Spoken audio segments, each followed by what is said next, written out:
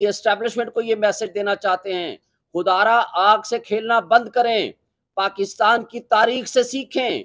पाकिस्तान में 1960s में अगर 70s में अगर आपने सीखा होता तो हमारा मुल्क दो लख्त ना हुआ होता, आज हम इकट्ठे बैठे होते। आप किसी की दुश्मनी और किसी एक बंदे की अना के खिलाफ एक बंदे की दुश्मनी में इतना आगे ना चले जाएं, जो कि आपने माजी में 16 महीने ये एडवेंचर करके देख लिया कि जिस वक्त आपके 24 बिलियन डॉलर आपके रिजर्व थे, आज आपके मांगे तांगे के 4 बिलियन डॉलर हैं। जिस वक्त आपकी चलता हुआ मुल्क बेहतरीन 6.1% जीडीपी थी, आज आपका 0.3% है और आगे नेगेटिव हो जाएगी। जब आपका डॉलर 170 178 के दरमियान फ्लक्चुएट करता था, आज आपका 320 में नहीं मिल रहा। ये मुल्क को गैर यकीनी कैफियत से निकालें। आपके लिए रियासत इंपॉर्टेंट होनी चाहिए, अवाम इंपॉर्टेंट है। और अगर जिस तरह की बेरोजगारी बढ़ रही है, जिस तरह महंगाई 12% से उठा करके आपने 38% में पहुंचा दी है और ये आगे 38 तक नहीं रहेगी, ये 78% पर जाएगी। लोगों के पास खाने को पैसे नहीं है, लोगों को आपने किस चक्रों में डाल दिया है। और आज केयर टेकर जो सो कार्ड बैठे हुए हैं, क्या ये केयर टेकर या ये निगरान गैर जानबदार कहलाने के काबिल हैं कि जो सारे टारगेट कर रहे हैं, पूरी पुलिस, पूरी लॉ एनफोर्समेंट एजेंसीज, किसी तरीके से इमरान को और पीटीआई को हम क्रश कर सकें। लेकिन लोगों के दिलों से मोहब्बतें कैसे निकालोगे? आपने वो रेफरेंडम देख लिया पिशावर का, आपने वो रेफरेंडम हवेलियां का देख लिया। उस वक्त इमरान खान साहब जेल में थे। इस सब कुछ के बावजूद अगर लोग इमरान से मोहब्बत कर रहे हैं, लोग आपकी इन हरकतों के से नफरत करने लग गए हैं और नफरत का इजहार वोट के टाइम पे होगा। इसलिए ये इलेक्शन से भाग रहे हैं। ये सारी पीडीएम की जमातें ये नहीं चाहती कि इलेक्शन वक्त पे हो और उनको शिकस्त फाश हो। हम ये कहते हैं कि मुल्क की खातिर खुदारा सारे स्टेक होल्डर्स सोचें, तमाम जमहूरी ताकतें भी अपने आप को रिकंसिडर करें और इस मुल्क की खातिर, अवाम की खातिर अपने रवैयों को ठीक करें। उनके वकील हमारे खिलाफ वकील हैं इलेक्शन कमीशन की तरफ से।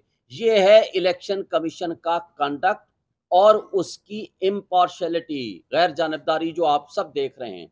अब दूसरी बात, आज दूसरे सब्जेक्ट में अब आ रहा हूं और हमें तवक्को और उम्मीद है, हम रूल ऑफ लॉ पे बिलीव करते हैं, हम आइन पे बिलीव करते हैं, हम अदालतों की तरफ देख रहे हैं। ये मुनसिफ ही रूल ऑफ लॉ कायम करके इस मुल्क को बचा सकते हैं। रूल ऑफ लॉ के अलावा दुनिया में कभी किसी ने तरक्की नहीं की। और एक बात बता दूं, मुझे बताएं, पाकिस्तान से बाहर बैठने वाला कोई भी हमारा पाकिस्तानी हो या कोई भी शख्स हो, आज आपका जो यूथ है वो यहाँ से भाग रहा है, लोग यहाँ से पैसा लेके भाग रहे हैं। वजह क्या है? कि उनको आपके निज़ाम इंसाफ पे बिलीव नहीं है, आपको यहाँ के कानून पे बिलीव नहीं है। किसी को किसी भी वक्त उठाया जा सकता है, गायब किया जा सकता है। किधर है आज इमरान रियाज, जो लॉ एनफोर्समेंट एजेंसीज के हाथों से गायब हो गया और हजारों की तादाद में लोगों को उठाया गया जिनका पता ही कोई नहीं है। और इस तरह का तर्ज अमल कभी रियासतों को तरक्की नहीं देता। आज जितनी बेयकीनी और अनसर्टेनिटी है, और रोज आपका डॉलर बढ़ रहा है, रोज आपका पेट्रोल बढ़ रहा है, रोज आपका बिजली के यूनिट आपके बढ़ रहे हैं, क्या गरीब आदमी को जिंदा रहने देना है? इस फाशिस्ट हुकूमत और उसकी आगे आने वाली एक्सटेंशन जो आज बैठी हुई है। और फिर कल एक advisor to chief minister Mohsin Naqvi साहब, कमर साहब कहते हैं कि अगले साल मई में हम इलेक्शन कराएंगे। भाई अगले साल मई में क्यों, आप 10 साल बाद करा लो। 90 डेज में इलेक्शन कराऊंगा, उसके बाद 11 साल नहीं कराए, किसने पूछा? इसलिए कि आइन मुअत्तल था। आज भी आप आइन को प्रैक्टिकली मुअत्तल कर चुके हैं। आइन का आर्टिकल 224, आइन का आर्टिकल 48 सब आर्टिकल 5 ये वाजे कर देता है कि इलेक्शंस 90 डेज में होने हैं। उसके अलावा कोई सेकंड ऑप्शन, कोई सेकंड राय नहीं है।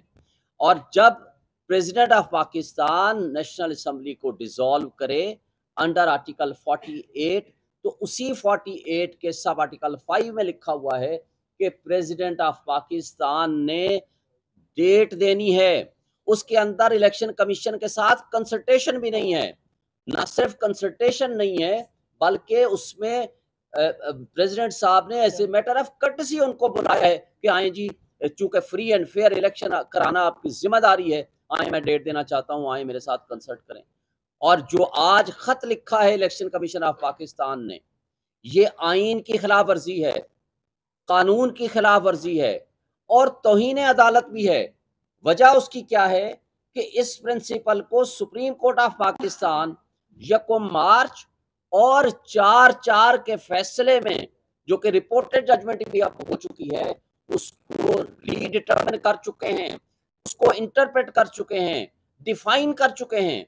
तो अब उस इशू को, जिसको already supreme court of Pakistan determine कर चुकी है, तो इलेक्शन कमीशन प्रेसिडेंट को कहता है आपको पावर नहीं है, आपको अख्तियार ही नहीं है।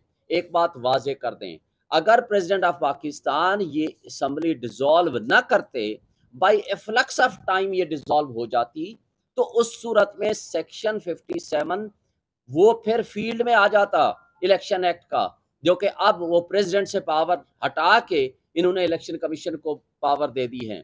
लेकिन अगर असम्बली डिसॉल्व कर दे, खा वो गवर्नर करे तो गवर्नर, और अगर प्रेसिडेंट डिसॉल्व करे तो प्रेसिडेंट डेट देने का पाबंद है under the constitution article 48 sub article 5।